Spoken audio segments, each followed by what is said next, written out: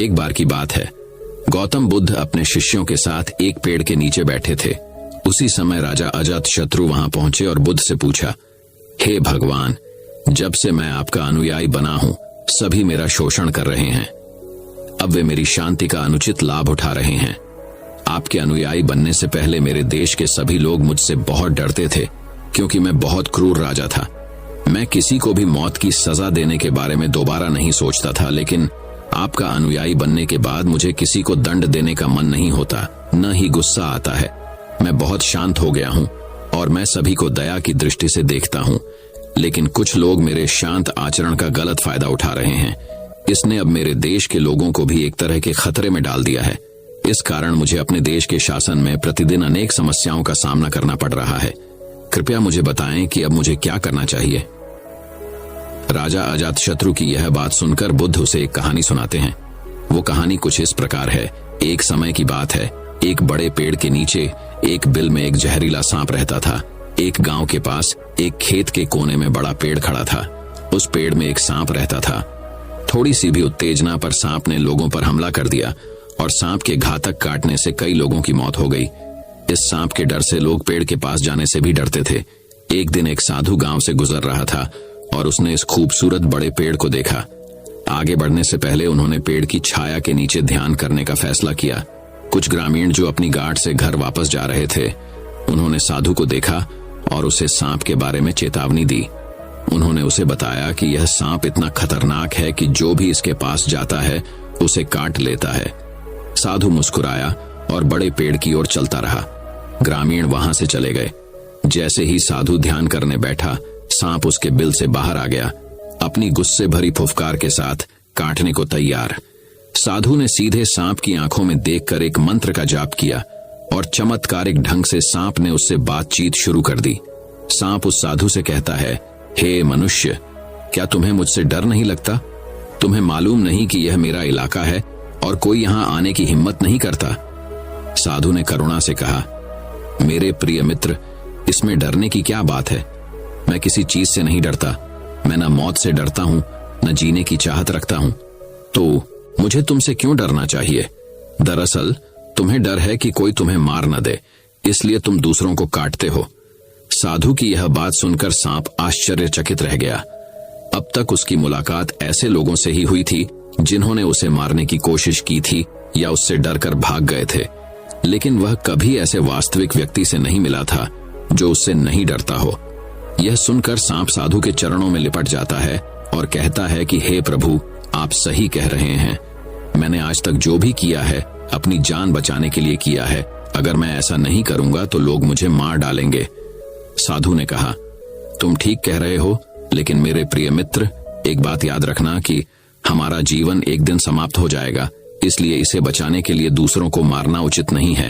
अपने जीवन का यह मोह त्याग दो और पूर्ण हो जाओ। इतना कहकर साधु वहां से चला गया। सांप पर साधु की बातों का असर हुआ और उसने फैसला किया कि आज के बाद वह किसी को नहीं काटेगा। वह अपना क्रोधी स्वभाव त्याग देता है और दूसरों को काटना बंद कर देता है। लेकिन इसका परिणाम विपरीत होता है। जब लोग कहते हैं कि सांप ने दूसरों को काटना बंद कर दिया है, अब वे इसका नाजायज फायदा उठाने लगे हैं। जो लोग उससे डरकर दूर भागते थे, वे अब उसे पकड़ने लगे। अब ज्यादातर लोग उसे छिड़ाते, नोचते और चोट पहुंचाते। अब सांप हमेशा घायल और आहत रहता था। वह बहुत दुखी था। वह अपने जीवन के सबसे कठिन समय से गुजार रहा था। कुछ दिनों के बाद वह साधु फिर उस गांव में आया और उसी पेड़ के नीचे बैठ गया। तभी उसकी नजर उस सांप की चोट पर पड़ी तो उसे ऐसी दयनीय अवस्था में देखकर उसे बहुत आश्चर्य हुआ। उसने उससे पूछा, हे मेरे मित्र, तुम्हारी ऐसी दयनीय स्थिति कैसे हो गई? तुम्हें किसने घायल किया है? सांप ने उत्तर दिया कि ओह, राजा अजातशत्रु को यह कहानी सुनाने के बाद बुद्ध ने उनसे पूछा, राजा, इस कहानी से आपने क्या समझा? हे भगवान, क्या आप मेरे उपदेश को उस सांप की तरह गलत तरीके से ले रहे हैं? मैंने तुमसे अपना क्रूर स्वभाव छोड़ने को कहा था, लेकिन मैंने तुमसे राजा का कर्तव्य छोड़ने को नहीं कहा था। आपको बाहर से कठोर बनकर राजा होने का अपना कर्तव्य पूरा करना होगा, ताकि आपके राज्य में सभी लोग अच्छे से अनुशासित रह सकें। आपको सख्त बनकर अपने राज्य में न्याय की प्रक्रिया को बनाए रखना होगा, ताकि आपके राज्य में लोग शांति से रह सकें और उन्हें किसी भी प्रकार की असुरक्षा महसूस न हो। इसलिए तुम्हें अंदर से एक सच्चे साधु की तरह और बाहर से एक असली राजा की तरह शासन करना होगा। अगर हम अपने आसपास की दुनिया को देखें तो पाएंगे कि अच्छे लोगों के साथ अक्सर ऐसा होता है। लोग अक्सर विनम्र लोगों का अवांछित फायदा उठाने की कोशिश करते हैं और इसी वजह से जो लोग बहुत अच्छे इंसान होते हैं उन्हें अपने दैनिक जीवन में कई कठिनाइयों का सामना करना पड़ता है। ऐसे सज्जन लोगों को बुद्ध की इस कहानी से सीख लें। उन्हें यह समझने की जरूरत है कि कभी कभी लोग आपकी अच्छाई का फायदा उठाने लगते हैं, आपकी शालीनता का गलत फायदा उठाने की कोशिश करते हैं। इन लोगों को अपनी सीमा में रखने के लिए आपको परिस्थिति के अनुसार व्यवहार करना होगा। उन्हें उचित अनुशासन में रखने के लिए यदि क्रोध भी करना पड़े तो करना चाहिए। आप इसे अपने शांतिपूर्ण मन की आंतरिक शांति को परेशान किए बिना कर सकते हैं। जैसे कोई अभिनेता किसी नाटक में क्रोधित होने का अभिनय कर रहा हो, लेकिन अंदर से वह क्रोधित नहीं है, क्योंकि वह जानता है कि यह तो नाटक का एक हिस्सा मात्र है। इसी तरह आपको इस दुनिया में चीजों को नियंत्रण में रखने के लिए चतुराई से व्यवहार करना होगा। यह जीवन जीने की कला है और अगर आप यह कला सीख सकें तो आपको सफल और शांतिपूर्ण जीवन जीने से कोई नहीं रोक सकता। दोस्तों, वही अब दूसरी कहानी की शुरुआत कुछ इस प्रकार होती है। एक बार की बात है, एक गांव में एक कुम्हार रहता था। वह अपने परिवार का अच्छे से पालन पोषण करता था। उस कुम्हार का एक बेटा था जिसकी उम्र 15 साल थी। वह लड़का खेलता, कूदता और पढ़ाई करता था और कभी कभी वह अपने पिता की माटी के घड़े बनाने में मदद भी करता था। जब लड़का घड़े बनाता था तो वह घड़ा अपने पिता को बताता और पूछता कि पिताजी घड़ा कैसा बना है। तो उसका पिता देखता और बोलता, घड़ा तो अच्छा बना है, लेकिन इसमें एक कमी है, उसको ढूंढो और ठीक करो। अब धीरे धीरे वह लड़का इसी तरह घड़े को बनाने लगा और अपने पिता से पूछता तो कुम्हार उसे वही जवाब देता कि इसमें थोड़ी कमी है, देखो और इसमें सुधार करो। और लड़का उसे देखकर ठीक कर देता और अच्छे से उस घड़े को गोलाई देता। और ऐसा होते होते एक समय ऐसा आया कि मार्केट में उस लड़के का घड़ा 500 रुपए का बिकता और उसके पिता का घड़ा 400 रुपए में बिकता। अब कुछ दिनों ऐसा ही चलता है और लड़का घड़े बनाते समय फिर अपने पिता से पूछता है कि पिताजी घड़ा कैसा बना है।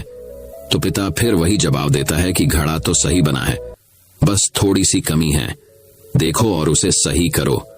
जैसे ही पिता ने ये बात बोली तो वह लड़का अपने पिता से बोलता है कि आप हमेशा यही बोलते हो, आपको कुछ नहीं पता। मेरा घड़ा मार्केट में 500 का बिकता है और आपका 400 का मेरा घड़ा अच्छा बना है। आप हमेशा कमी निकालते हो। तो पिता चुप हो जाता है और फिर बोलता है कि ठीक है बेटा, तुझे जैसा अच्छा लगे बना। और फिर पिता अपने काम में लग जाता है और लड़का अपने काम में लग जाता है। अब धीरे धीरे जो लड़का रहता है उसकी सेल गिरने लगती है, लेकिन जो पिता रहता है उसके घड़े अब भी 400 के ही बिकते हैं। तो अब लड़का हैरान होने लगता है कि ये क्या हो रहा है।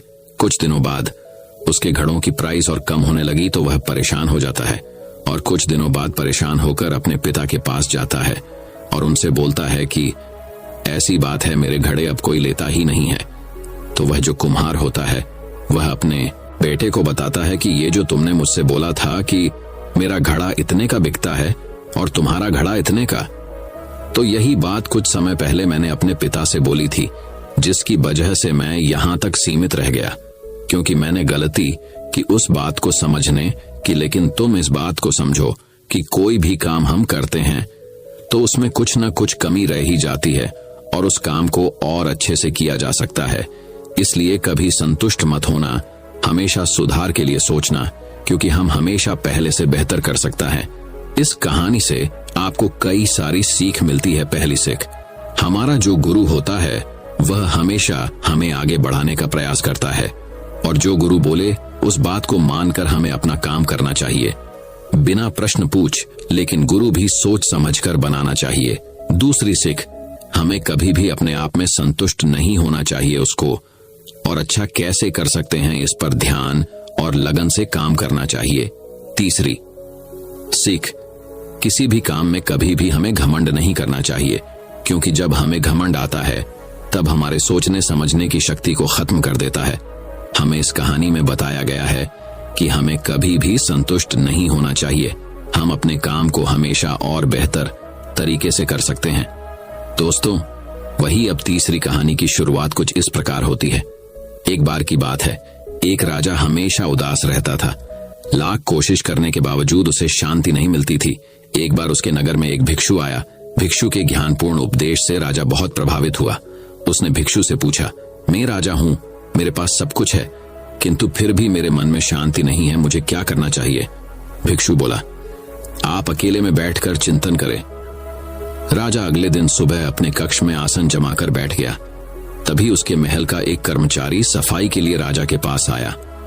राजा उससे बात करने लगा। कर्मचारी से राजा ने उसकी परेशानियां पूछी, जिन्हें सुनकर उसका दिल भर आया।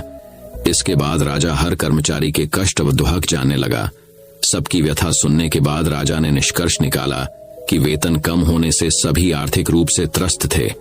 राजा ने तत्काल उनके वेतन में वृद्धि की, जिससे वे सभी खुश हो गए और उन्होंने राजा के प्रति आभार व्यक्त किया।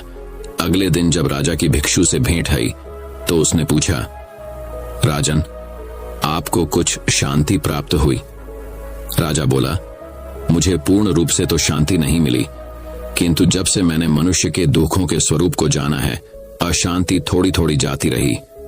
तब भिक्षु ने समझाया, राजन, आपने शांति के मार्ग को खोज लिया है, उस पर आगे बढ़ते जाए।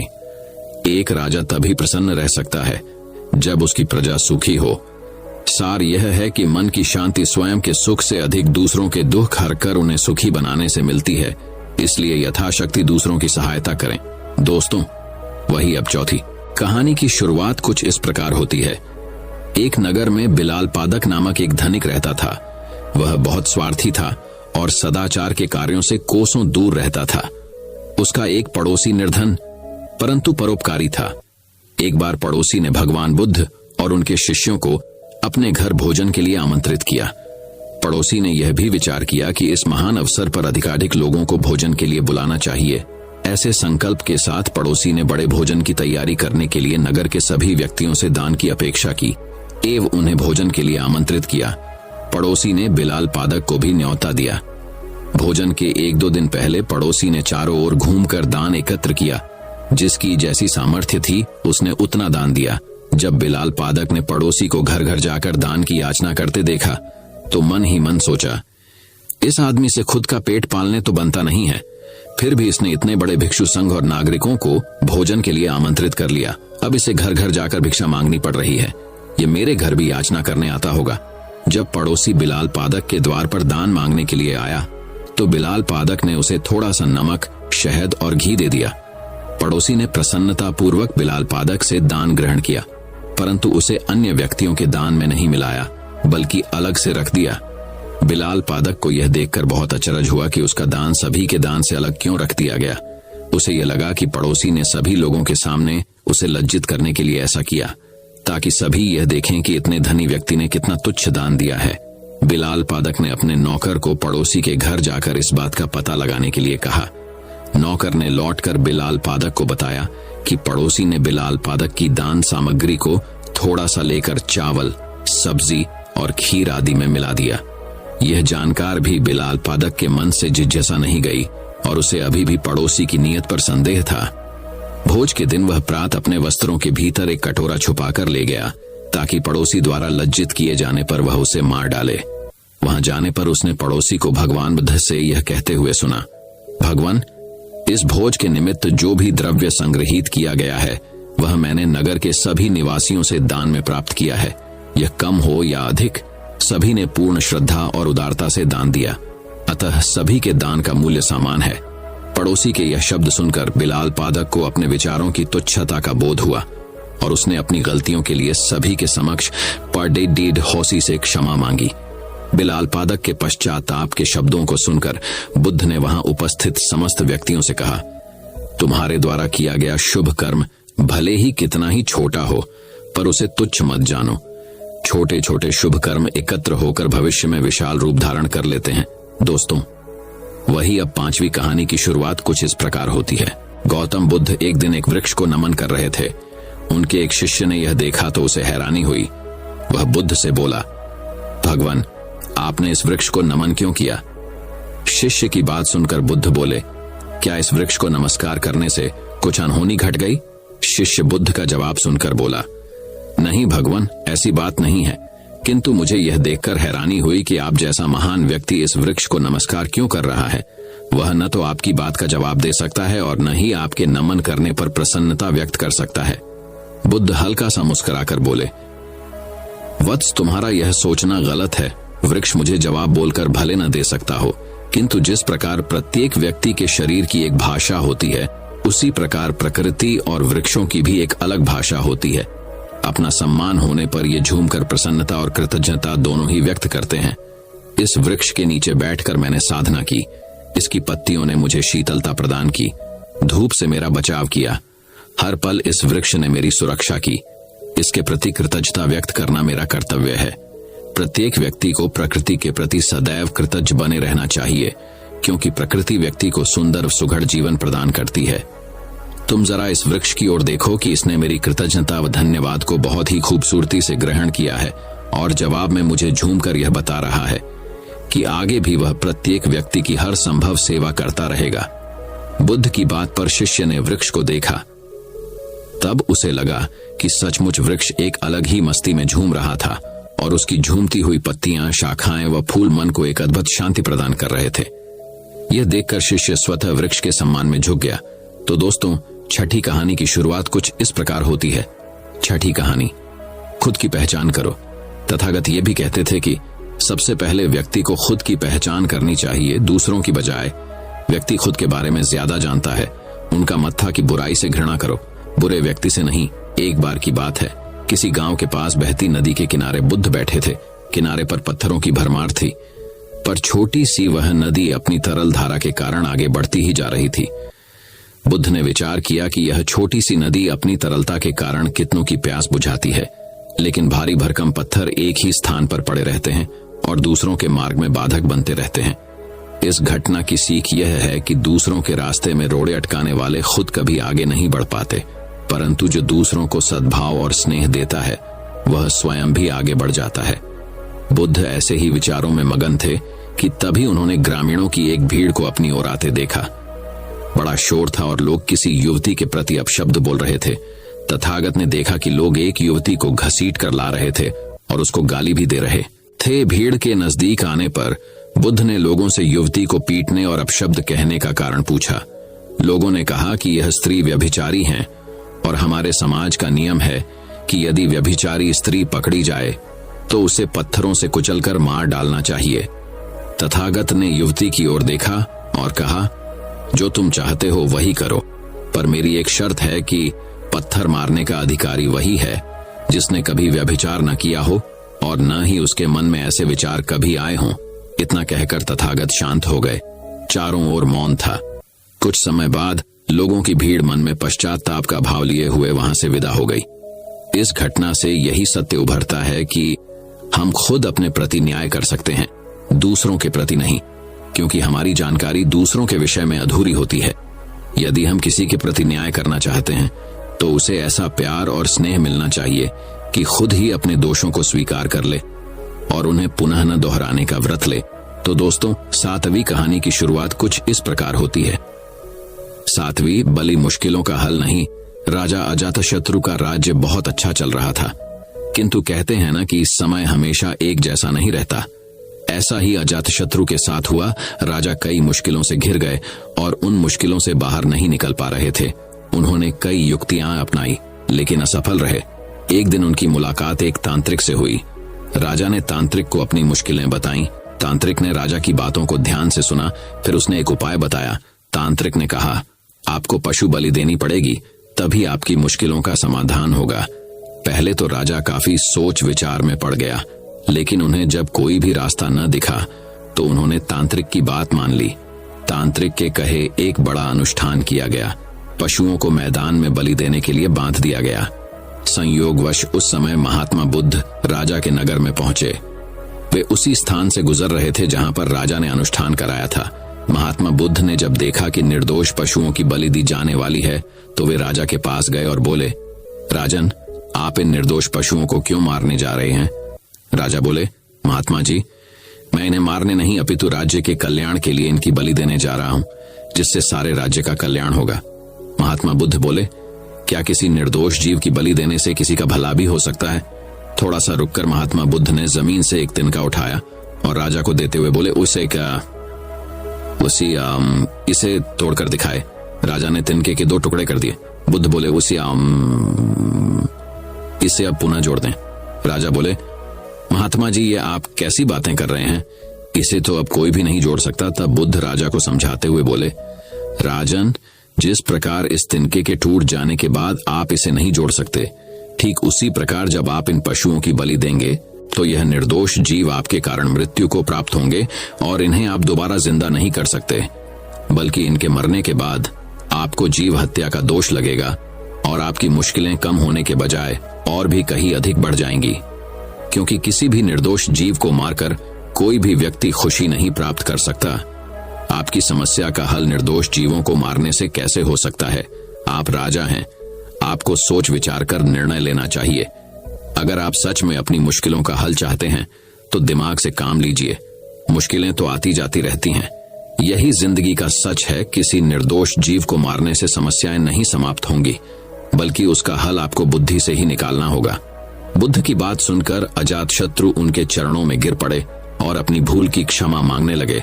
अजातशत्रु ने ऐलान करा दिया कि अब से उनके राज्य में किसी निर्दोष जीव की हत्या नहीं की जाएगी। तो दोस्तों, 9वीं कहानी की शुरुआत कुछ इस प्रकार होती है। 9वीं कहानी, बुद्ध और नालागिरी हाथी। बुद्ध का चचेरा भाई देवदत्त सदा ही बुद्ध को नीचा दिखाने की चेष्टा में लगा रहता था, मगर उसे हमेशा मुंह की ही खानी पड़ती थी। एक बार बुद्ध जब कपिल वस्तु पहुंचे तो अनेक कुलीन शाक्यवंशी राजकुमार उनके अनुयायी बने। देवदत्त भी उनमें से एक था।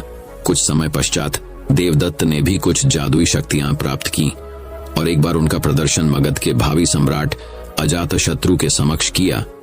वहां वह एक शिशु के रूप में प्रकट हुआ जिसने सांप की मेखला बांधी हुई थी। तभी से अजातशत्रु उसे परम आदर की दृष्टि से देखा करता था। कुछ दिनों के बाद देवदत्त मगध से लौटकर जब संघ में वापस आया तो उसने स्वयं को बुद्ध से श्रेष्ठ घोषित किया और संघ का नेतृत्व करना चाहा। भिक्षुओं को बुद्ध से विमुख करने के लिए उसने यह कहा है कि बुद्ध तो बूढ़े हो चुके थे और सठिया गए हैं, किंतु भिक्षुओं ने जब उसकी कोई बात नहीं सुनी तो वह बुद्ध और संघ दोनों से द्वेष रखने लगा।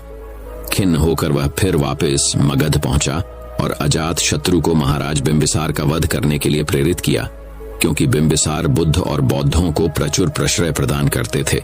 प्रारंभिक दौर में बिंबिसार को मरवाने की उसकी योजना सफल नहीं हुई।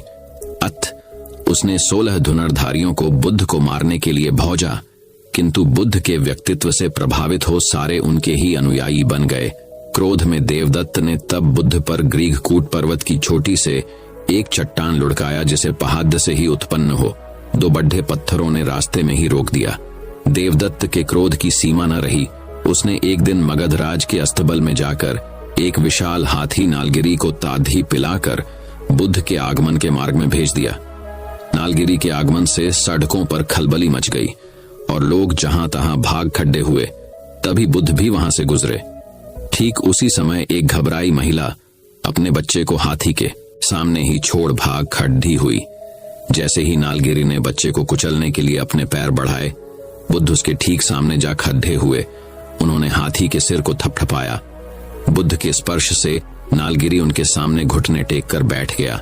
नालगिरी हाथी की इस घटना से देवदत्त मगध में बहुत अप्रिय हुआ और उसे तत्काल ही नगर छोड़ देकर भागना पड़ रहा। तो दोस्तों, 10वीं कहानी की शुरुआत कुछ इस प्रकार होती है। 10वीं कहानी, उत्तम व्यक्ति कौन। बहुत पुरानी बात है। गौतम बुद्ध एक शहर में प्रवास कर रहे थे। खुद बुरा भला कहाँ। जहां हमारा सम्मान न हो वहां हमें एक पल भी नहीं रहना चाहिए। यहाँ के लोग सिर्फ दुर्व्यवहार के सिवा कुछ जानते ही नहीं हैं। गौतम बुद्ध ने मुस्कुराकर कहा, क्या किसी और जगह पर तुम सद्व्यवहार की अपेक्षा रखते हो? दूसरा शिष्य बोला, इस शहर से तो भले लोग ही होंगे। तब गौतम बुद्ध बोले, किसी जगह को सिर्फ इसलिए छोड़ देना गलत होगा कि वहां के लोग दुर्व्यवहार करते हैं। हम तो संत हैं, हमें तो कुछ ऐसा करना चाहिए कि जिस स्थान पर भी जाएं, उस स्थान को तब तक न छोड़े जब तक अपनी अच्छाइयों से वहां के लोगों को सुधार न दें। हम जिस भी स्थान पर जाएं, वहां के लोगों का कुछ न कुछ भला करके ही वापस लौटें। हमारे अच्छे व्यवहार के बाद वह कब तक बुरा व्यवहार करेंगे, आखिर में उन्हें सुधरना ही होगा। वास्तविकता में संतों का कार्य तो ऐसे लोगों को सुधारना ही होता है। सही चुनौती वो है जब हम विपरीत परिस्थितियों में खुद को साबित कर सकें।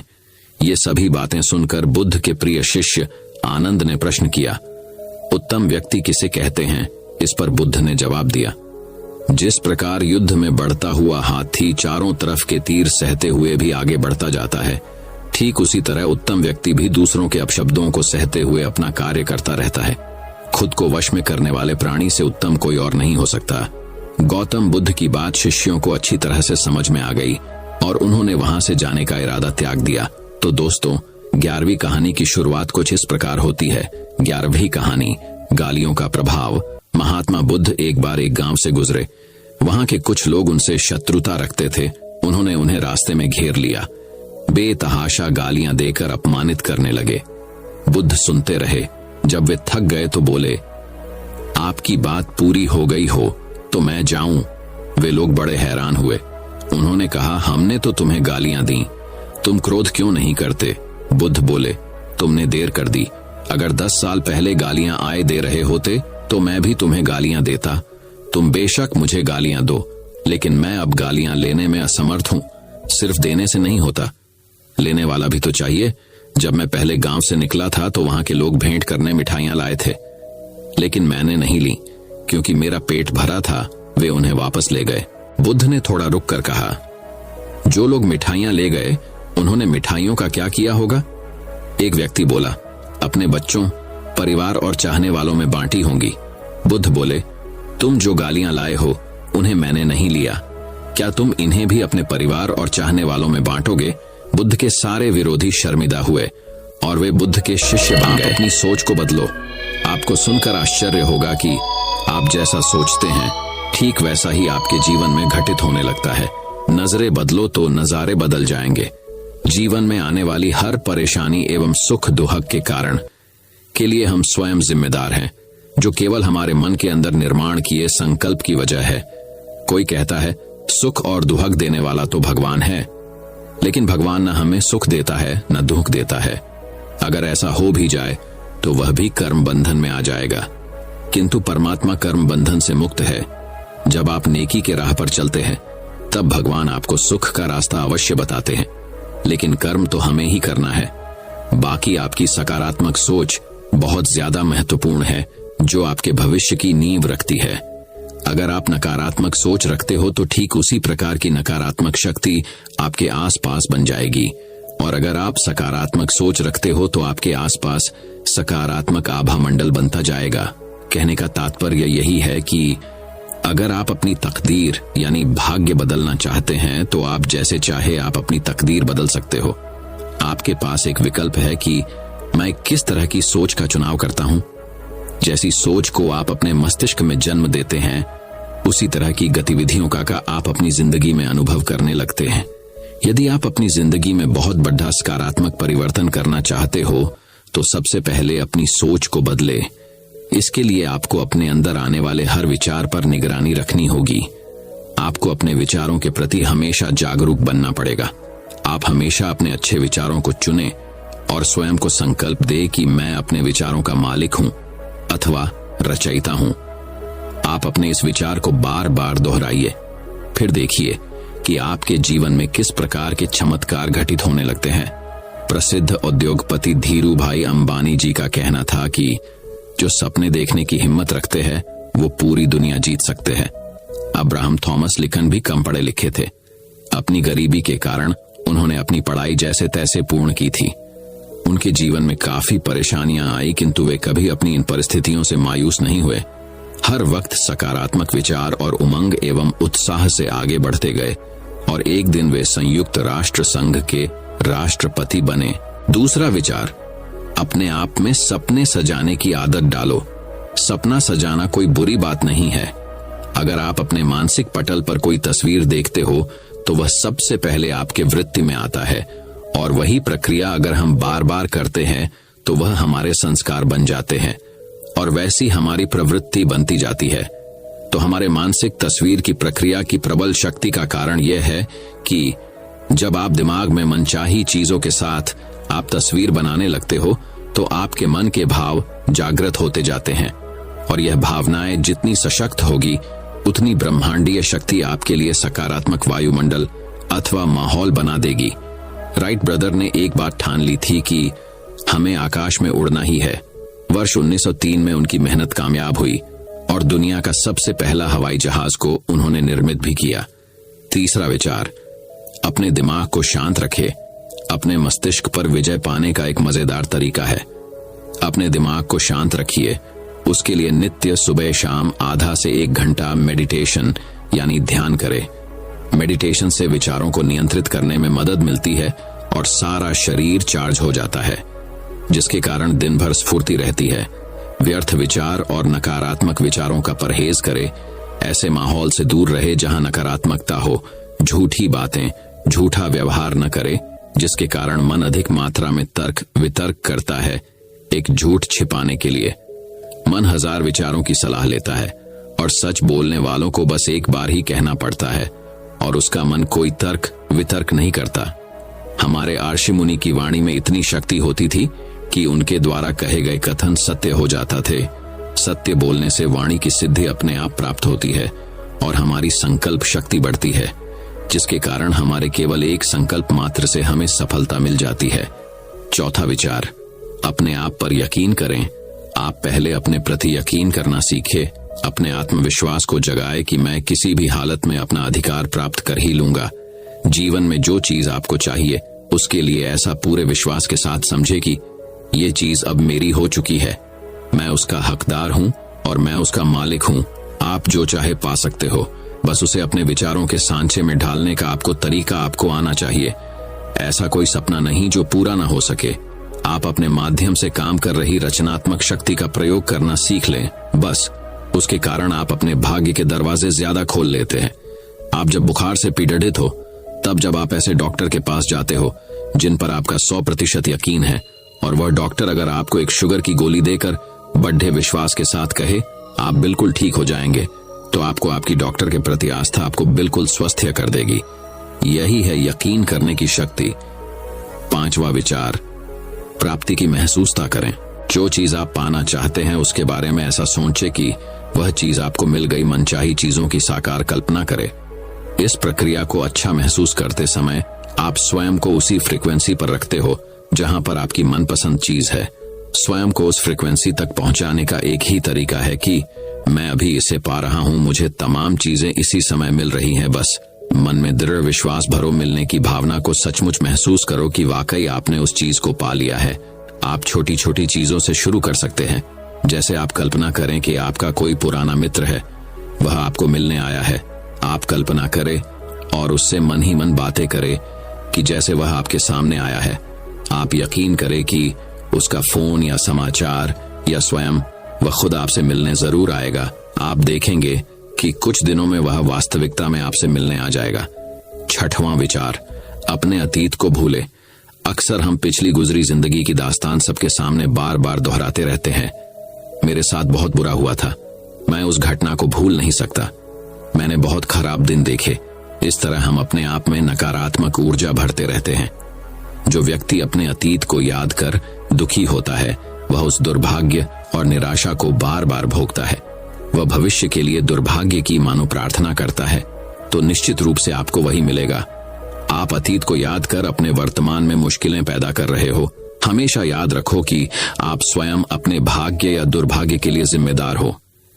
बस ऐसा समझो कि भाग्य बनाने की कलम आपके हाथ में है। ऐसा कभी नहीं सोचो कि मैं यह कर नहीं सकता, मेरे पास पर्याप्त पैसे नहीं है, मेरी काबिलियत नहीं है, मैं ऐसा नहीं हूं, मैं कुछ भी नहीं हूं। यह कहकर तथा सोचकर आप अपने भविष्य को गलत मार्ग पर ले जा रहे हो। आप स्वयं को यह संकल्प दे कि मैं ऊर्जावान हूं, मैं स्वस्थ हूं, मैं संपन्न हूं, मैं प्रेमपूर्ण हूं, मैं खुश हूं। इस तरह की संकल्प धारा आपकी हर विषम परिस्थिति को अनुकूल बना देती है। बस आपका संकल्प शक्तिशाली हो। मन में यह संकल्प कभी ना लाए कि क्या ऐसा भी हो सकता है। तो दोस्तों, चलिए अब बढ़ते हैं हमारे गौतम बुद्धा की पहली कहानी की तरफ। पहली कहानी, जब बुद्ध ने एक व्यक्ति के पिता को स्वर्ग भेजा। भारत में जब आपके माता पिता या दादा दादी की मृत्यु हो जाती है तो क्या करना है, इसकी एक विस्तृत व्यवस्था है। ऐसा हुआ कि एक आदमी मर गया और उसका बेटा यह सुनिश्चित करना चाहता था कि उसके पिता स्वर्ग जाएं। कस्बे में कई ट्रैवल एजेंट हैं जो स्वर्ग के लिए टिकट बुक करते हैं। वह ट्रैवल एजेंट से ट्रैवल एजेंट के पास गया और हर कोई बुकिंग लेने को तैयार था, लेकिन किसी के पास कंफर्म टिकट नहीं था। लेकिन वह अपने पिता के लिए कंफर्म टिकट चाहते थे। तब उसे पता चला कि उस दिन गौतम बुद्ध स्वयं शहर में थे। एक प्रबुद्ध व्यक्ति का मतलब है कि उसके पास भगवान के साथ एक हॉटलाइन है। यदि वह स्वयं तुम्हारे पिता की सिफारिश करता है तो तुम्हारे पिता बिना द्वार पर रोके सीधे स्वर्ग चले जाते हैं। इसीलिए वह उसकी तलाश में निकल पड़ा। गौतम नगर के बाहर एक विशाल तालाब के सामने एक पेड़ के नीचे बैठे थे। वह गया और उनके पैरों पर गिर गया और मगरमच्छ की तरह उनके पैर पकड़ लिए और कहा, मेरे पिता एक अच्छे इंसान थे और उनका निधन हो गया। मैं चाहता हूं कि आप यह सुनिश्चित करें कि वह स्वर्ग जाएं। उन्हें ऊपर जाना चाहिए, नीचे नहीं। इससे पहले कि गौतम अपना मुंह खोल पाते उन्होंने कहा, आपको नहीं कहना चाहिए। भारत में एक परंपरा है कि यदि कोई आपके पास आकर अनुरोध करता है, मैं आपसे कुछ पूछने जा रहा हूं, तो आपको मना नहीं करना चाहिए। इसका मतलब है कि आप नहीं कह सकते क्योंकि वह इसके लिए बहुत बेताब है। आपके पास कोई विकल्प नहीं है। तो गौतम ने कहा, अब मैं क्या कर सकता हूं? तुमने पहले ही मुझ पर यह प्रतिबंध लगा दिया है, मैं मना नहीं कर सकता। ठीक है, तुम एक काम करो, घर वापस जाओ। 4 बजे नदी में स्नान करना। सुबह एक मिट्टी का बर्तन लेना और उसमें आधा पत्थर और आधा मक्खन भरना। उसे कपड़े से बांधना और यहाँ ले आना, और हम देखेंगे कि हम तुम्हारे पिता के लिए क्या कर सकते हैं। हमारा आदमी गया। यदि आपके पिता स्वर्ग जा रहे हैं तो क्या आप एक छोटा बर्तन ले जा सकते हैं?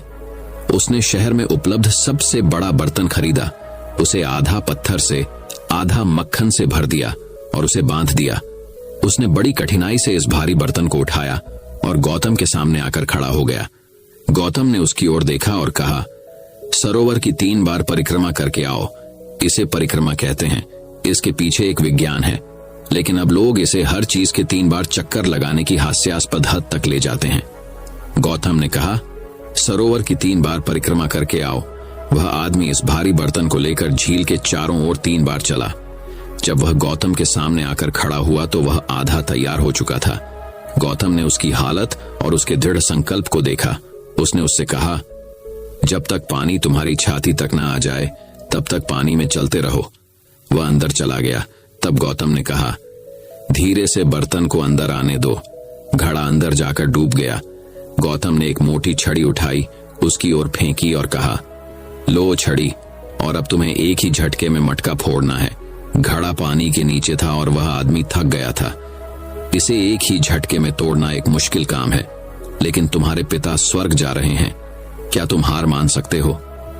वह वहीं खड़ा रहा और तैयार हो गया। उस आदमी ने उन सभी देवताओं के बारे में सोचा जिन्हें वह जानता था और उसने अपनी सांसें रोक लीं। तब गौतम ने कहा, अगर तुम इसे एक ही झटके में तोड़ोगे तो पत्थर सतह पर आकर तैरने लगेंगे, मक्खन डूब जाएगा। फिर तुम्हारे पिता ने इसे बनाया है। एक ही झटके में मटकी टूट गई और मक्खन ऊपर आ गया। उन्होंने इस अपवित्रीकरण को देखा। मक्खन ऊपर आ गया, अब क्या करें? उसने गौतम की ओर देखा। गौतम ने कहा, उन्होंने इसे नहीं बनाया। जब पत्थर आने वाले थे तो मक्खन आ गया और वह आदमी पूरी तरह से निराश हो गया। फिर वह घूमा और वापस चलने लगा। जैसे ही वह पानी से बाहर आने लगा, उसका दिमाग काम करने लगा। वह गौतम के पास आया और पूछा, आपने कहा था कि मक्खन डूब जाएगा और पत्थर तैरेंगे, यह कैसे संभव है?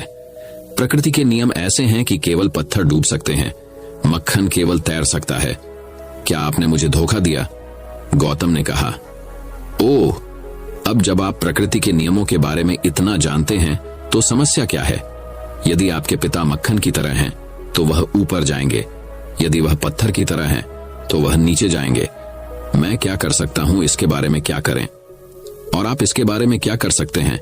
आप बहुत थके हुए लग रहे हैं, घर जाओ और सो जाओ।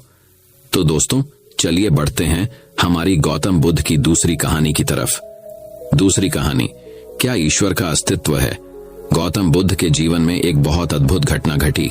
एक निश्चित सुबह वह अपने शिष्यों की एक मंडली में बैठे थे और एक व्यक्ति आया। वह राम के भक्त थे। वह जीवन भर केवल राम राम राम करते रहे हैं और वह न केवल मंदिर गए हैं बल्कि उन्होंने खुद कई मंदिर भी बनवाए हैं। वह एक महान भक्त थे। अब उम्र ढल रही थी और थोड़ा संदेह हुआ। मैं अपने पूरे जीवन में केवल राम राम राम करता रहा हूं। यहाँ ऐसे बहुत से लोग हैं जो ईश्वर में विश्वास नहीं रखते और फिर भी संसार में मौज मस्ती कर रहे हैं। भगवान का नाम लेने में ही मैंने सब कुछ खो दिया है। मान लीजिए कि कोई भगवान नहीं है, जैसा कि दूसरे लोग कह रहे हैं, तो मैं अपनी पूरी जिंदगी चूक जाऊंगा। वह जानता है कि ईश्वर है, लेकिन उसे बस थोड़ा सा संदेह था। वैसे भी यहाँ एक प्रबुद्ध व्यक्ति है, उसे पता होना चाहिए। वह गौतम के पास गया। सुबह सुबह सूरज निकलने से पहले वह छाया में खड़ा हो गया और पूछा, क्या ईश्वर है?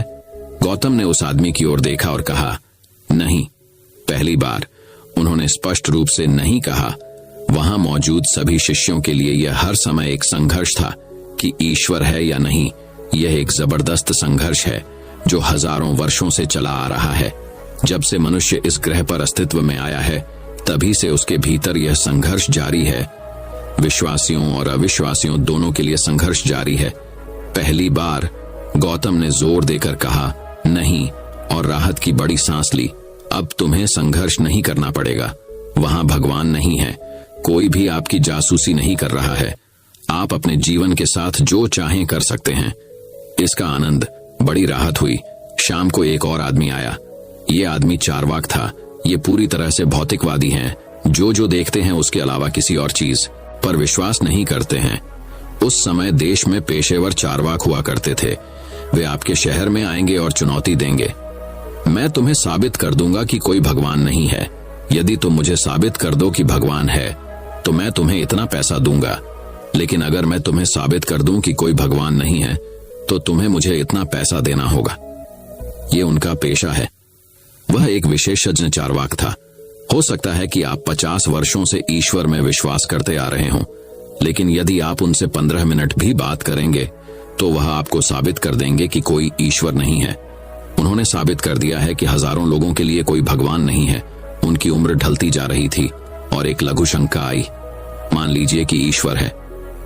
इतने लंबे समय तक भगवान नहीं साबित करने के बाद जब मैं वहां जाऊंगा तो क्या वह मुझे अकेला छोड़ देगा? पहले से ही ये विश्वासी कहते हैं कि ईश्वर बहुत प्रतिशोधी है, क्या वह मुझे अकेला छोड़ देगा? थोड़ा सा डर आ गया। वह जानता था कि निश्चय ही कोई ईश्वर नहीं है, लेकिन बस थोड़ा सा संदेह हुआ। शाम को सूरज डूबने के बाद वह गौतम के पास आया और छाया में खड़े होकर उसने वही प्रश्न पूछा, क्या ईश्वर है? गौतम ने उस आदमी की ओर देखा और कहा, हाँ। शिष्यों में फिर उथल पुथल मच गई। सुबह वे बड़े प्रसन्न हुए कि ईश्वर नहीं है। सांझ वह कहता है, ईश्वर है। गौतम क्या खेल रहा है? आखिर खेल क्या है? क्या वह सिर्फ भ्रम पैदा करने की कोशिश कर रहे हैं? अब सारा खेल सारे विश्वास को हटाने का है ताकि आप वास्तव में खोज करें। विश्वास से तो तुमने खोज ही नष्ट कर दी। तो दोस्तों, चलिए बढ़ते हैं हमारी गौतम बुद्ध की तीसरी कहानी की तरफ। दोस्तों, एक बार की बात है, एक औरत अपने घर से बाहर निकलती है। उसने घर के सामने सफेद लंबी दाढ़ी में 3 साधु महात्माओं को बैठा हुआ देखा। वह उन्हें पहचान नहीं पाई तो उसने उन साधुओं से कहा, मैं आप लोगों को नहीं पहचानती, बताइए आपका क्या काम है? सभी साधुओं ने बोला, हमें भोजन करना है। स्त्री बोली, ठीक है, कृपया मेरे घर में पधारिए और भोजन ग्रहण कीजिए। क्या तुम्हारा पति घर में है? एक साधु ने प्रश्न किया। नहीं, वह कुछ देर के लिए बाहर गए हैं। औरत ने उत्तर दिया, तब हम अंदर नहीं आ सकते। तीनों एक साथ बोले। थोड़ी देर में पति घर वापस आ गया। उसे साधुओं के बारे में पता चला तो उसने तुरंत अपनी पत्नी से उन्हें पुनः आमंत्रित करने के लिए कहा। औरत ने ऐसा ही किया। वह साधुओं के समक्ष गई और बोली, जी, अब मेरे पति वापस आ गए हैं, कृपया आप लोग घर में प्रवेश करिए। साधुओं ने स्त्री को बताया, हम किसी घर में एक साथ प्रवेश नहीं करते। स्त्री ने कहा, ऐसा क्यों है? औरत ने अचरज से पूछा। जवाब में पास में खड़े साधु ने बोला, पुत्री, मेरी दाईं तरफ खड़े साधु का नाम धन और बाईं तरफ खड़े साधु का नाम सफलता है और मेरा नाम प्रेम है। अब जाओ और अपने पति से विचार विमर्श करके बताओ कि तुम हम तीनों में से किससे बुलाना चाहती हो। औरत अंदर गई और अपने पति से सारी बात बता दी। पति बेहद खुश हो गया। वाह, आनंद आ गया, चलो जल्दी से धन को बुला लेते हैं। उसके आने से हमारा घर धन दौलत से भर जाएगा और फिर कभी पैसों की कमी नहीं होगी। औरत बोली, क्यों न हम सफलता को बुला लें। उसके आने से हम जो करेंगे वो सही होगा और हम देखते देखते धन दौलत के मालिक भी बन जाएंगे। तुम्हारी बात भी सही है, पर इसमें मेहनत करनी पड़ेगी।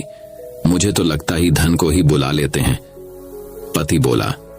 थोड़ी देर उनकी बहस चलती रही, पर वो किसी निश्चय पर नहीं पहुंच पाए और अंततः निश्चय किया कि वह साधुओं से यह कहेंगे कि धन और सफलता में जो आना चाहे आ जाए। औरत झट से बाहर गई और उसने यह आग्रह साधुओं के सामने दोहरा दिया।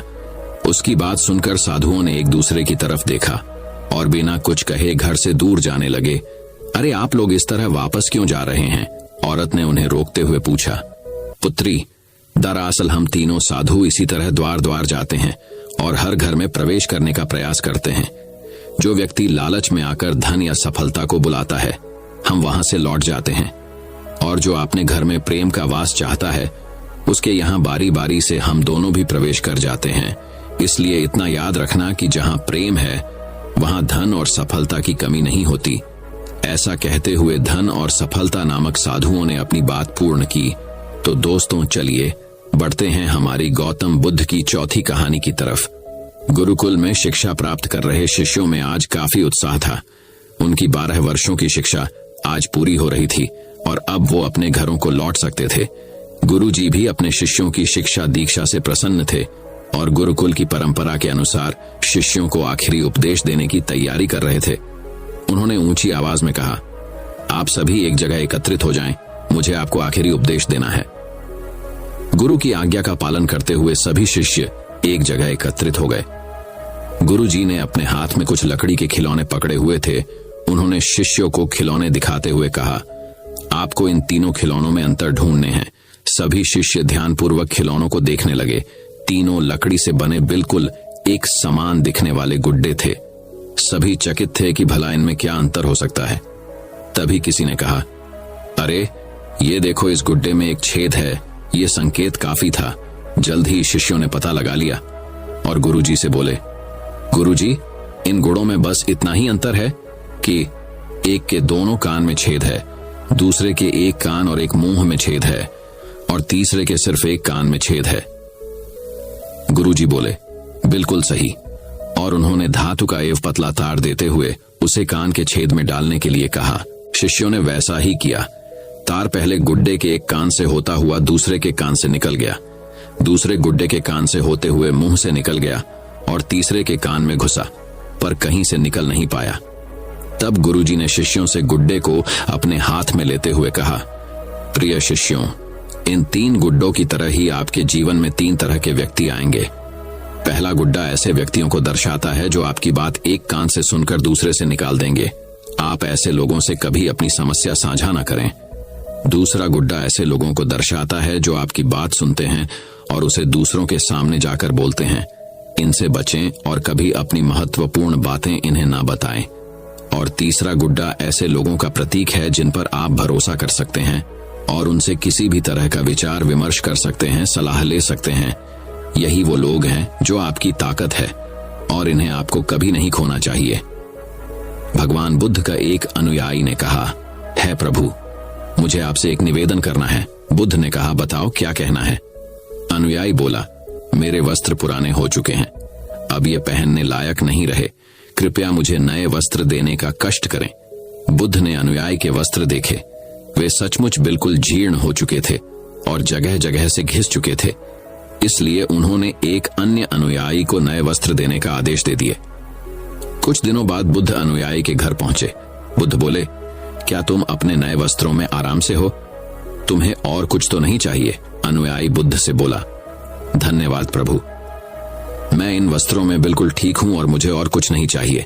बुद्ध उस व्यक्ति से बोले, अब जबकि तुम्हारे पास नए वस्त्र हैं तो तुमने पुराने वस्त्रों का क्या किया? अनुयायी ने कहा, मैं अब उसे ओढ़ने के लिए प्रयोग कर रहा हूं। बुद्ध उस व्यक्ति से बोले, तो तुमने अपनी पुरानी ओढ़नी का क्या किया? अनुयायी बोला, जी मैंने उसे खिड़की पर पर्दे की जगह लगा दिया है। बुद्ध बोले, तो क्या तुमने पुराने पर्दे को फेंक दिया? अनुयायी ने कहा, जी नहीं, मैंने उसके 4 टुकड़े किए और उनका प्रयोग रसोई में गर्म पतीलों को आग से उतारने के लिए कर रहा हूं। बुद्ध ने फिर कहा, तो फिर रसोई के पुराने कपड़ का क्या किया? अनुयायी बोला, अब मैं उन्हें पोछा लगाने के लिए प्रयोग करूंगा। बुद्ध बोले, तो तुम्हारा पुराना पोछा क्या हुआ? अनुयायी ने कहा, प्रभु वो अब इतना तार तार हो चुका था कि उसका कुछ नहीं किया जा सकता था, इसलिए मैंने उसका एक एक धागा अलग कर दिए कि बातियां तैयार कर लीं। उन्हीं में से एक कल रात आपके कक्ष में प्रकाशित था। बुद्ध अनुयायी से संतुष्ट हो गए। वो प्रसन्न थे कि उनका शिष्य वस्तुओं को बर्बाद नहीं करता। अपने विचारों से बनता है भविष्य। भगवान बुद्ध कहते हैं कि आज आप जो भी हैं वह आपके पिछले विचारों का परिणाम है। विचार ही वस्तु बन जाते हैं। इसका सीधा सा मतलब यह है कि हम जैसा सोचते हैं वैसा ही भविष्य का निर्माण करते हैं। यही बात धम्मपद, गीता, जिन सूत्र और योग सूत्र में कही गई है। इसे आज का विज्ञान आकर्षण का नियम कहता है। संसार को हम पांचों इंद्रियों से ही जानते हैं और कोई दूसरा रास्ता नहीं। जो भी ग्रहण किया गया है उसका मन और मस्तिष्क पर गहरा प्रभाव पड़ता है। उस प्रभाव से ही चित्त निर्मित होता है और निरंतर परिवर्तित होने वाला होता है। इस चित्त को समझने से ही आपके जीवन का खेल आपको समझ में आने लगेगा। अधिकतर लोग अब इसे समझकर अच्छे स्थान, माहौल और लोगों के बीच रहने लगे हैं। वे अपनी सोच को बदलने के लिए ध्यान या पॉजिटिव मोटिवेशन की क्लासेस भी जाने लगे हैं। वैज्ञानिक कहते हैं कि मानव मस्तिष्क में 24 घंटे में लगभग 60,000 विचार आते हैं। उनमें से ज्यादातर नकारात्मक होते हैं। नकारात्मक विचारों का पलड़ा भारी है तो फिर भविष्य भी वैसा ही होगा, और यदि मिश्रित विचार हैं तो मिश्रित भविष्य होगा। अधिकतर लोग नकारात्मक फिल्में, सीरियल और गाने देखते रहते हैं। इससे उनका मन और मस्तिष्क वैसा ही निर्मित हो जाता है। वे गंदे या जासूसी उपन्यास पढ़कर भी वैसा ही सोचने लगते हैं। आजकल तो इंटरनेट है जहां हर तरह की नकारात्मक चीजें ढूंढी जा सकती हैं। न्यूज चैनल दिन भर नकारात्मक खबरें ही दिखाते रहते हैं, जिन्हें देखकर सामूहिक रूप से समाज का मन और मस्तिष्क खराब होता रहता है। तो चलिए जानते हैं दबाव में शांत रहने का रहस्य। जिस तरह से आप दबाव पर प्रतिक्रिया करते हैं वह आपके बारे में बहुत कुछ कहता है। क्या आप गर्म स्थिति में शांत रहते हैं या आप तनाव के पहले संकेत पर ही भड़क उठते हैं? ये पता चला है कि आपके व्यवहार के पीछे कुछ जटिल कारण है। यदि आप दबाव में शांत रहने के लिए संघर्ष कर रहे हैं तो ऐसे उपकरण हैं जिनका उपयोग आप इससे निपटने के लिए कर सकते हैं, जिनके कई फायदे हैं। खासकर जब परीक्षाएं नजदीक आ रही हो, तनाव के प्रति हमारी प्रतिक्रिया किस कारण से होती है? हमारे जीवन में तनाव का स्तर बढ़ और घट सकता है। आखिर परीक्षाएं इतनी तनावपूर्ण क्यों होती हैं? बुद्ध बताते हैं, परीक्षा से पहले लगभग हर कोई घबराहट महसूस करता है।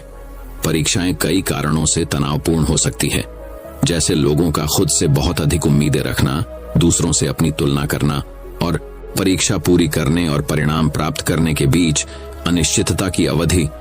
लेकिन जितना संभव हो सके तनाव को प्रबंधित करना महत्वपूर्ण है, क्योंकि इसका परिणामों पर प्रभाव पड़ सकता है। जब हम तनावग्रस्त होते हैं तो हमारी स्पष्ट रूप से सोचने की क्षमता प्रभावित होती है और एकाग्रता और समस्या समाधान कौशल कमजोर हो जाते हैं।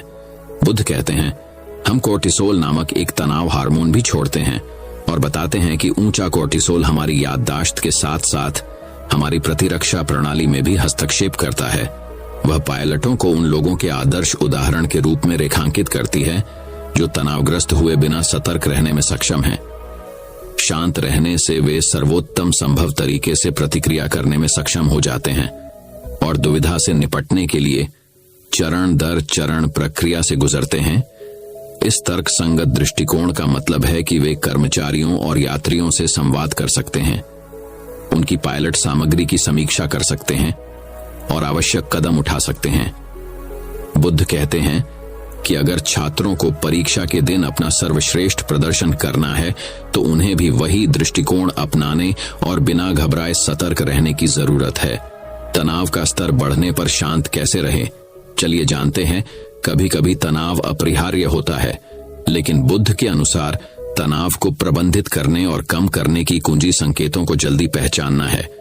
कुछ संकेत ऐसे हो सकते हैं जिन्हें आप महसूस करते हैं, जैसे हृदय गति में वृद्धि, चिंताजनक विचारों में वृद्धि या चिंताजनक भावना।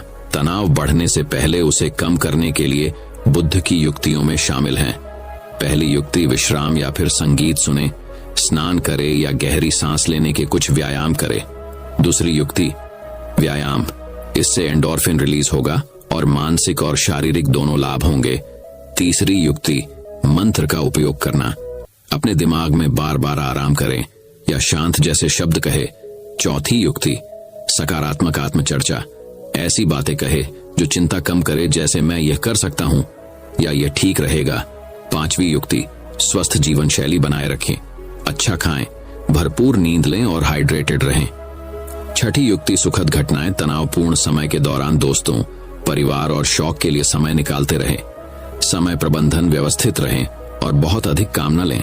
आप अकेले नहीं हैं। जब आप तनावग्रस्त या अभिभूत महसूस कर रहे हों तो यह जानना महत्वपूर्ण है कि प्रबंधन में आपकी सहायता के लिए बहुत सारे संसाधन हैं। हेडस्पेस के पास छात्रों के लिए कई प्रकार के सुझाव हैं और जिस परिवार के सदस्य या मित्र पर आप भरोसा करते हैं उसके साथ बातचीत करने की शक्ति को न भूलें। तो दोस्तों, चलिए बढ़ते हैं हमारे दूसरे मुद्दे की तरफ। तुम्हारा मन अशांत है, किनारे के पास की तेज लहरों की तरह। जितना अधिक हम मन के विरुद्ध लड़ते हैं, ध्यान और शांति उतनी ही कठिन होती जाती है। जब आप माइंडफुलनेस मेडिटेशन अभ्यास शुरू करते हैं तो आप उत्तेजित होते हैं, गतिशील होते हैं। आपके विचार लगातार इधर उधर घूमते रहते हैं। हो सकता है कि आप अपने जीवन में दर्द या आघात जैसी नकारात्मक चीजों के बारे में भी सोचना शुरू कर दें। अपने आप को जबरदस्ती चुप कराने की कोशिश में आप उन विकर्षणों और विचारों से लड़ने की कोशिश कर सकते हैं जो इसके चारों ओर घूम रहे हैं। अनुभव आपको डूबा हुआ और पराजित महसूस करा सकता है, क्योंकि मौन एक अप्राप्य लक्ष्य प्रतीत होता है।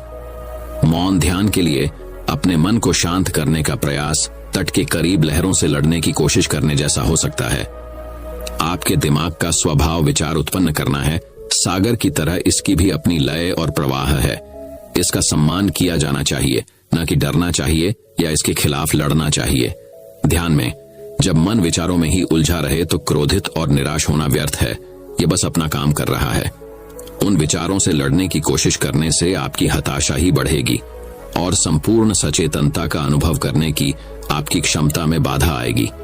एक बार जब आप इसके खिलाफ लड़ना बंद कर देते हैं और इसे स्वाभाविक रूप से बहने देते हैं तो आप अराजकता और विकर्षणों से परे अपने आंतरिक आत्म की गहराई में पीछे हटना शुरू कर सकते हैं।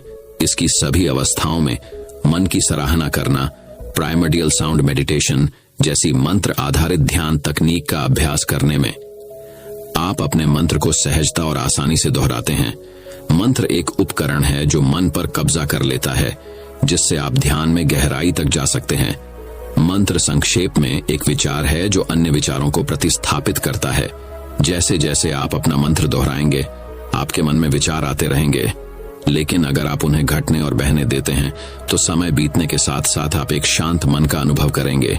मौन ध्यान आपको आंतरिक शांति और खुशी प्राप्त करने के लिए अपने व्यस्त मस्तिष्क से जागरूकता लाने में मदद करेगा। सांसों की धीमी गति और मन की शांति आपको अपने भीतर सभी सुंदर चीजों को देखने के लिए स्पष्टता लाती है, क्योंकि आप पूरे ब्रह्मांड की पूर्णता का प्रतिबिंब बन जाते हैं। हालांकि गतिविधि में भी उतनी ही सुंदरता है जितनी शांत पानी में है।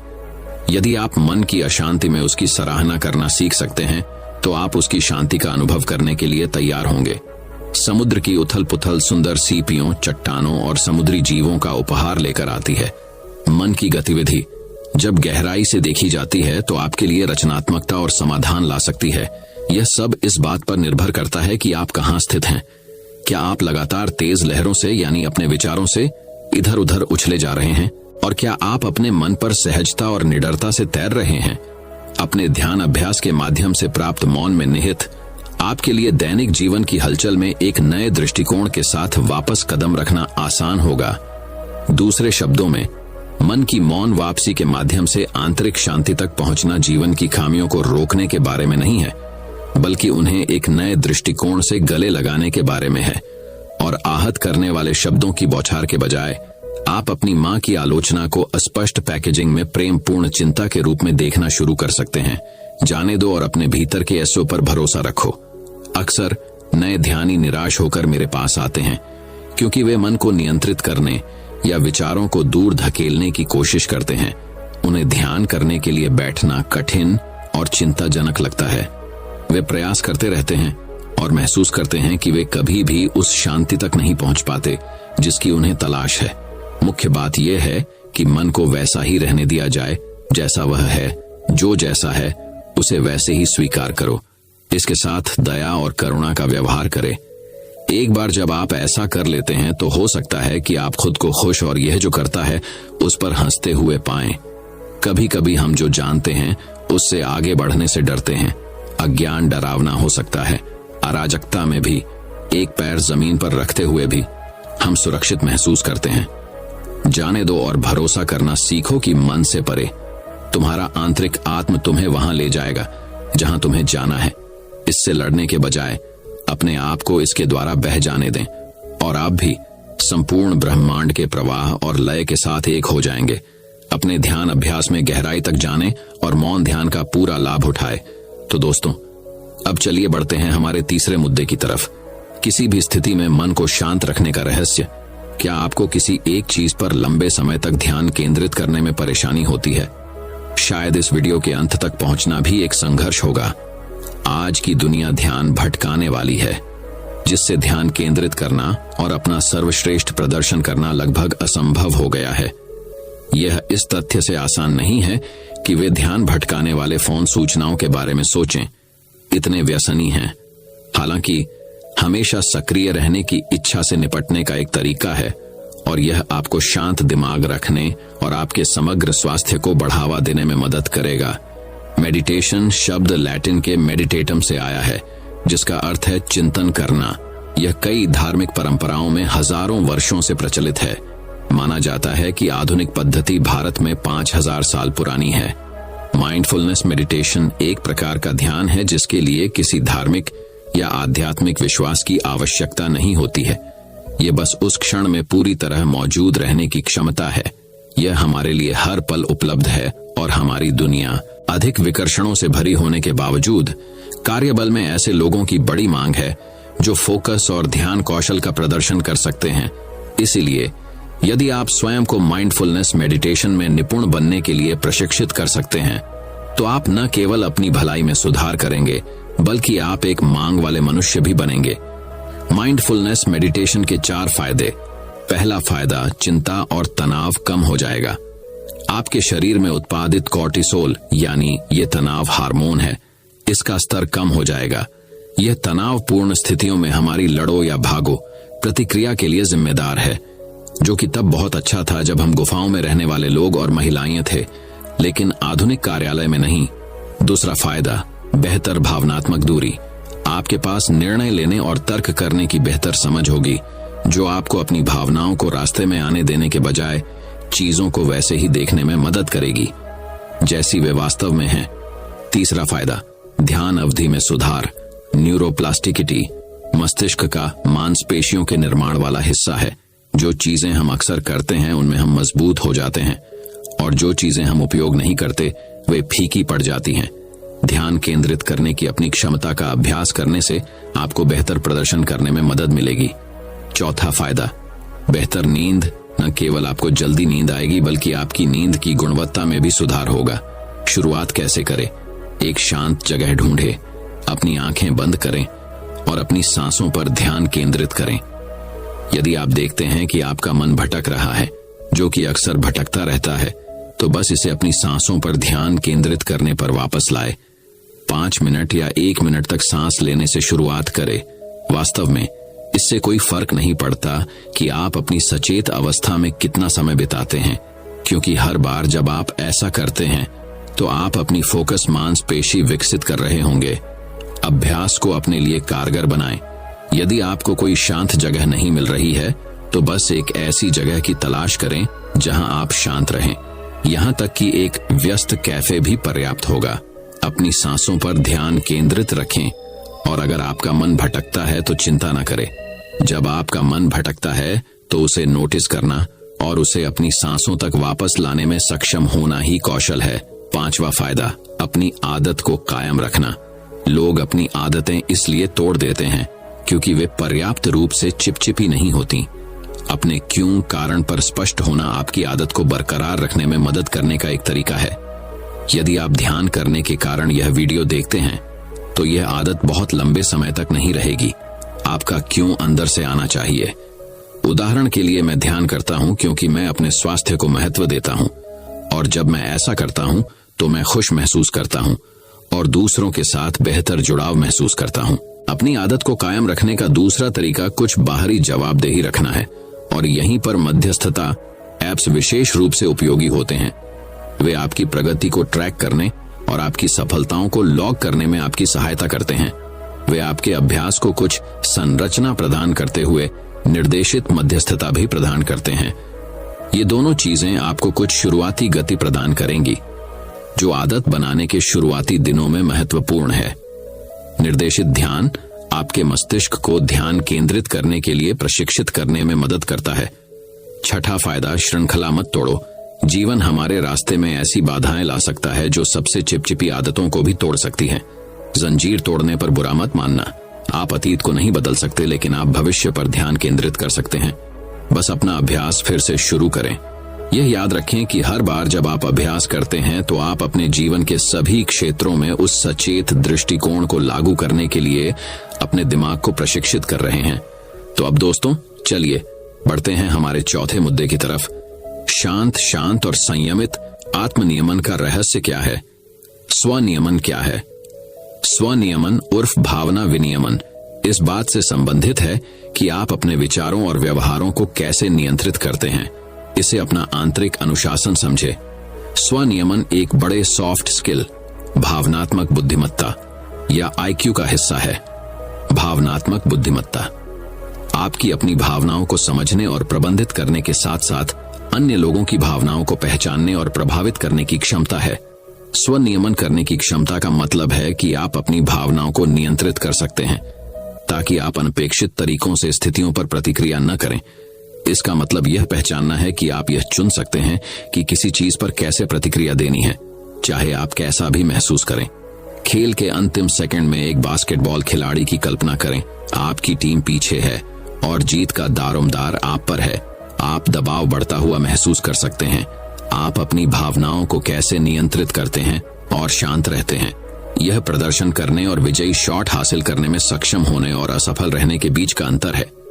यहाँ महत्वपूर्ण बात यह है, स्वनियमन का मतलब यह नहीं है कि आपको अपनी भावनाओं के खिलाफ लड़ना चाहिए। यह जानने के बारे में है कि वे क्या हैं, आप उन्हें क्यों अनुभव कर रहे हैं और दबाव में उन्हें कैसे नियंत्रित किया जाए। आत्म जागरूकता आत्मनियमन की ओर ले जाती है। अपना आत्मनियमन बनाने के लिए आपको सबसे पहले अधिक आत्म जागरूक बनने पर ध्यान केंद्रित करने की आवश्यकता है।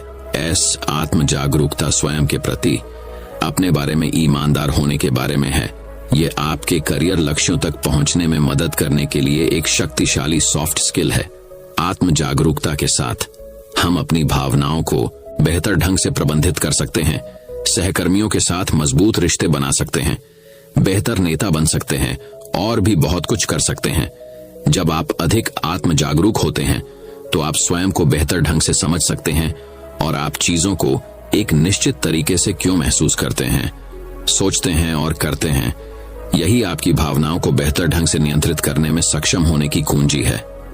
तो स्वनियमन के लिए हमारी नंबर 1 रणनीति। अपनी आत्म जागरूकता सॉफ्ट स्किल विकसित करें।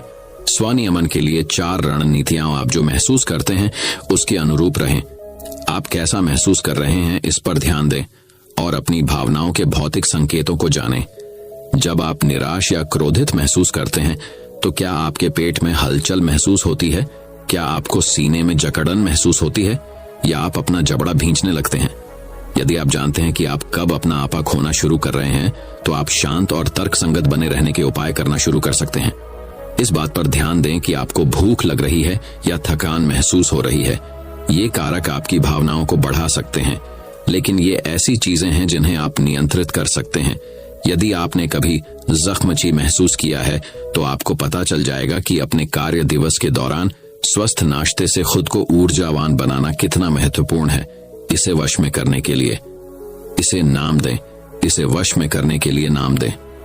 शब्द गढ़ा, दूसरे शब्दों में आप जो महसूस कर रहे हैं उसका वर्णन करना, नाम देना मस्तिष्क के तर्क संगत पक्ष को किक स्टार्ट कर सकता है और आपकी भावनाओं को नियंत्रित कर सकता है। एक बार जब आप भावना का नाम बता दें तो उसका निरीक्षण करें और अपने मस्तिष्क को भावनाओं को संसाधित करने का समय दें। यह आपकी भावनाओं को आप पर हावी होने और आपकी प्रतिक्रिया तय करने से रोकने का एक आसान तरीका है। अगली रणनीति, अपने आप को जगह दें। स्वनियमन में शीर्ष कौशलों में से एक यह जानना है कि खुद को कब स्थान देना है। आपको प्रतिक्रिया देने से पहले बस रुकना और सांस लेने में 10 सेकंड लग सकते हैं। गहरी सांस लेना तनाव दूर करने का सबसे आसान और प्रभावी तरीकों में से एक है। शोध से पता चलता है कि गहरी सांस लेने और अन्य सांस लेने की तकनीकें तनाव के क्षणों में हमें शांत करने में मदद करती हैं। एक अन्य अध्ययन से पता चलता है कि गहरी सांस लेने के व्यायाम हमें अपना ध्यान केंद्रित करने में सुधार करने में मदद कर सकते हैं, ताकि हम अपनी प्रतिक्रियाओं पर अधिक ध्यान दे सकें। स्वयं को स्थान देने का अर्थ स्वयं को स्थिति से पूरी तरह दूर करना हो सकता है। जब तक आप शांत न हो जाएं और स्पष्ट दृष्टिकोण प्राप्त न कर लें, तब तक टहलने जाएं या कुछ अलग करें। अगली रणनीति, सचेतनता का अभ्यास करें। माइंडफुलनेस वर्तमान क्षण में ध्यान देने और अपनी इंद्रियों का उपयोग करके गैर निर्णयात्मक तरीकों से आपके अंदर और आसपास क्या हो रहा है, इस पर ध्यान देने का अभ्यास है। यदि आप सचेतनता के कौशल में महारत हासिल कर सकते हैं, तो आप शांत रह सकते हैं और भावनात्मक स्थितियों में नकारात्मक विचार पैटर्न में शामिल होने से बच सकते हैं। शुरुआत में यह मुश्किल लग सकता है, लेकिन इसे जारी रखें। वैज्ञानिक रूप से भी यह सिद्ध हो चुका है कि नियमित अभ्यास के केवल 8 सप्ताह के बाद ध्यान तनाव से राहत दिलाने में मदद करता है। आपको यह मिल गया है। याद रखें, जब आपकी भावनाओं की बात आती है तो आप चालक हैं। अपनी आत्म जागरूकता सॉफ्ट स्किल विकसित करें और स्थितियों और लोगों के प्रति अपनी भावनाओं और प्रतिक्रियाओं को विनियमित करने, विघटनकारी भावनाओं और आवेगों को नियंत्रण में रखने और कार्य करने से पहले सोचने के लिए विभिन्न तरीकों का अभ्यास करना शुरू करें। आपको जल्द ही पता चल जाएगा कि आपके लिए क्या काम करता है और आप आवश्यकता पड़ने पर शांत और एकत्रित रहने में सक्षम होंगे।